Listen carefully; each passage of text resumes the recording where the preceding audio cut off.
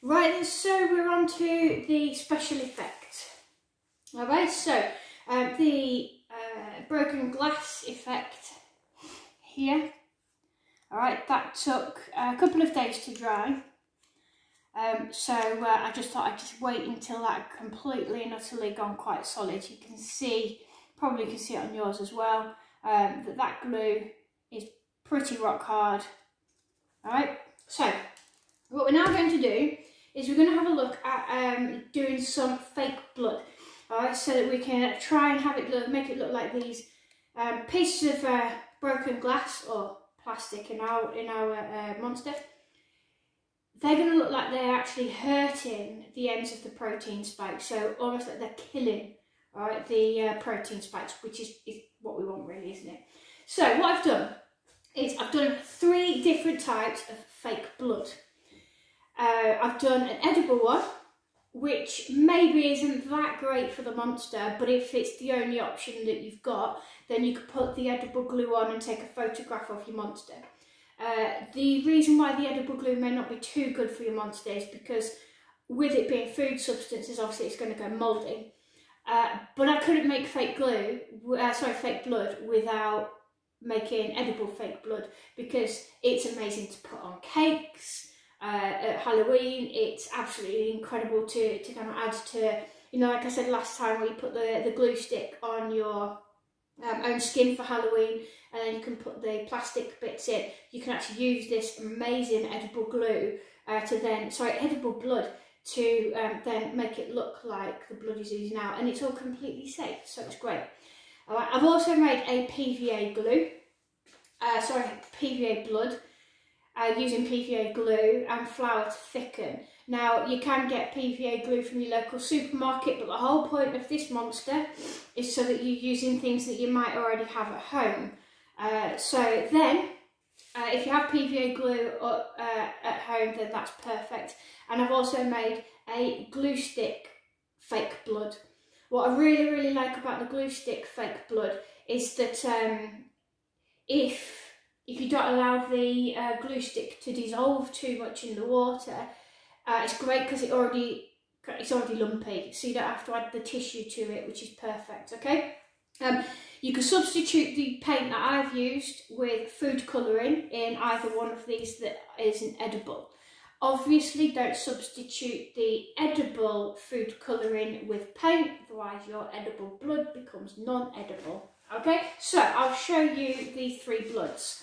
So this one, your fake blood, okay, these are, sorry, it's backwards, these are your ingredients. So you've got half a cup of syrup, 1 tablespoon of water, 1 tablespoon of red food colouring, half a tablespoon of chocolate syrup, my favourite, 1 tablespoon of cornstarch. Alright, so I don't have cornstarch, I only have corn flour, so I've used that. Alright, so this here, okay, is the fake edible blood. Alright, that works incredibly well.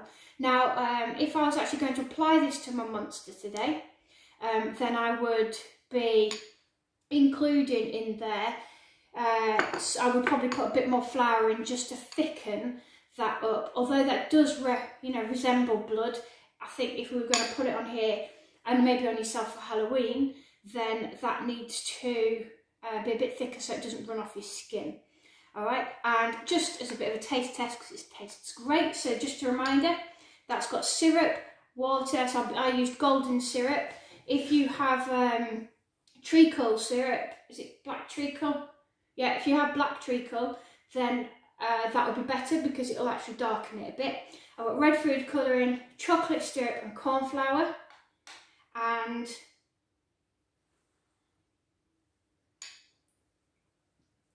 does actually taste amazing, especially when you like syrup as much as I do. Okay, so the next one, if you can read backwards, PVA glue, flour to thicken, red paint, brown paint, and I've got tissue for later.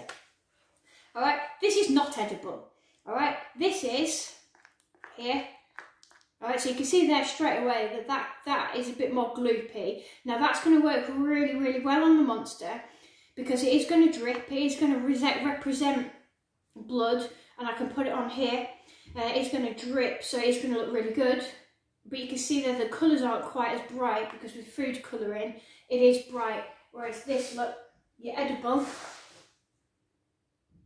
I probably can't tell in this light, but that one looks more like blood because of the food colouring. Okay, so remember then this one. Alright, it's PVA glue, flour to thicken, alright, because it's the PVA glue is a bit too runny, red paint and brown paint. You need the brown paint, otherwise your red is too bright, unless you've got the perfect blood red, then that would work. And I have here some tissue, alright. Toilet tissue is better than kitchen roll, because kitchen roll tends to be a little bit more sturdy, and we need this to break up. Alright, so that works for this one. And then what we've got here is basically a hole Pritt stick. So like we did with these ones, or a glue stick, I just kind of sliced it off with a butter knife, put the entire Pritt glue stick into a tub. I put it with about a teaspoon of water, warm water. It doesn't matter if it's cold, but it'd take longer. And what I did is I kind of mashed, it was very messy, I mashed the glue stick up with my hands. I put the paint in, and I mixed it up, and I added the water, because the water, what does, break the glue down. Now if you wanted it to be completely smooth, then you could break up the glue stick. Again, you have to do it with your hands because it's quite thick. You could break up the glue stick, and then you can put the water in, and then the warm water, about a teaspoon, and teaspoon, and then let it kind of settle overnight, and then that way it'll kind of melt the glue a bit more and make it smoother. Alright, so this one is perfect if you're at home and you don't have PVA glue. Alright, this is what PVA glue looks like. I've got a massive tub of it at home. Okay, but you can buy smaller tubs at the supermarket. Alright, so I'm going to go with the one that is more accessible at home, hence the point of this monster. Alright, and all I've done is, what I like about this is the fact that it's already got lumps. And I know blood doesn't have lumps. Blood is, you know, like this fake blood here, it generally doesn't have those lumps, it's very drippy.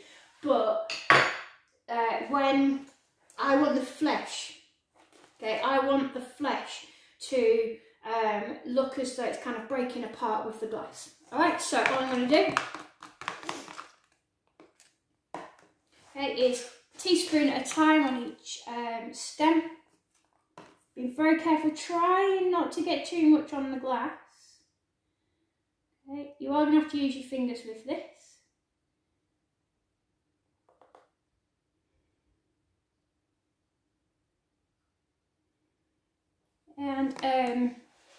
And what's really good is, because I've put the paint in the fake blood as well with this glue stick, even it'll take a bit longer to dry because it's obviously got paint in it, but it will dry. The paint will dry as well as the glue. Alright, so I'm just kind of pushing that around. It doesn't matter, okay, if these bits drip.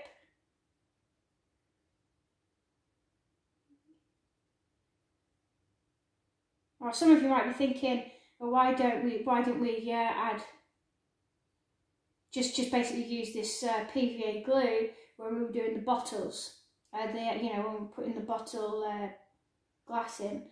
The reason why is because at that point you're going to end up with the paint all over the, all over your hands and all over your glass. Okay, so if you want it to drip a little bit more, right, obviously apply a little bit more. You can even add a little bit more water. Okay, so this bit here is going to start dripping now, if you can see it. Let's lift it up. You see that starting to drip a bit? Yeah, it's starting to drip down. Okay, and then that's all you do. Working your way around. Same process of application. works for whether you're using the edible glue or whether you are using the PVA glue, okay, and obviously the Pritt Stick glue. Okay. I'll just cover this one, and then if you have got PVA glue, I'll show you how to use it with the tissue to create those lumps and bumps. The reason why I'm using my fingers means you don't have to. You can use a paintbrush if you don't like getting messy as much as I do.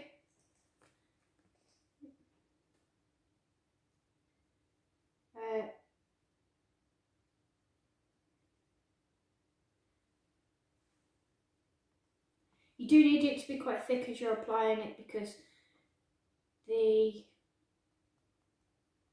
blood does, you know, you don't want it dripping all over the place. You want some drips, but not absolutely loads of them.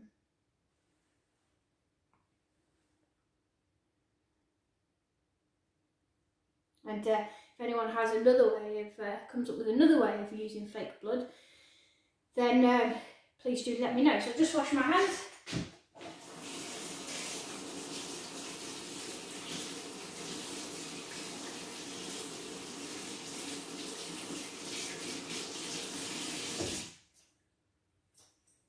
So what we do now then, so that's one protein spike that has got lumpy, fleshy blood, alright, coming off it.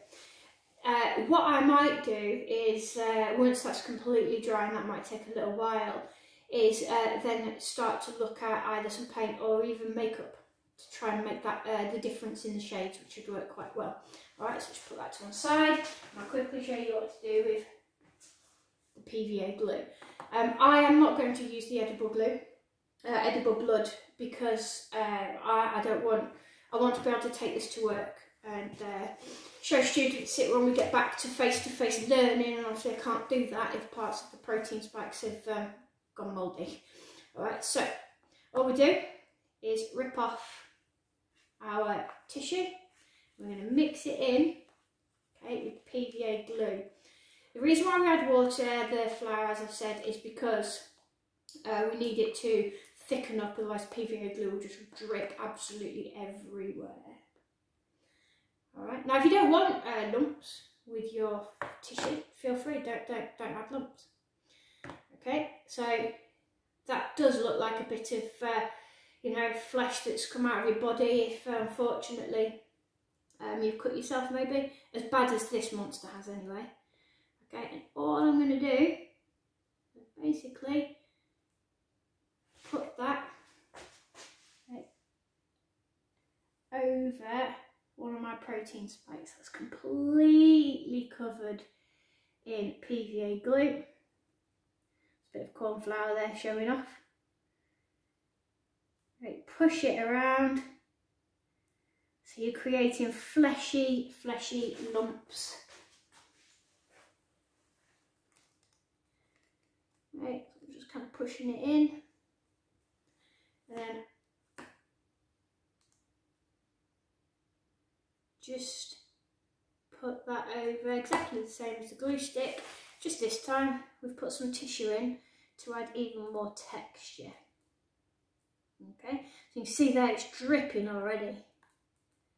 Okay, if, like I've done, you've got the glue all over the spikes, maybe you're after that effect, maybe you quite like it. Okay, so again, get another bit. This is a bit of a messy job. I am using here an old teaspoon.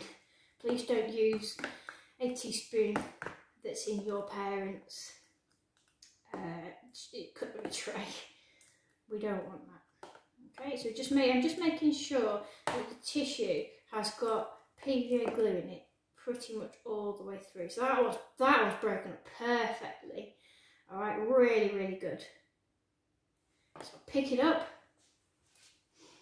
and oops, move it to another protein spike. So it looks like they're completely breaking apart, and the glass there is killing the coronavirus.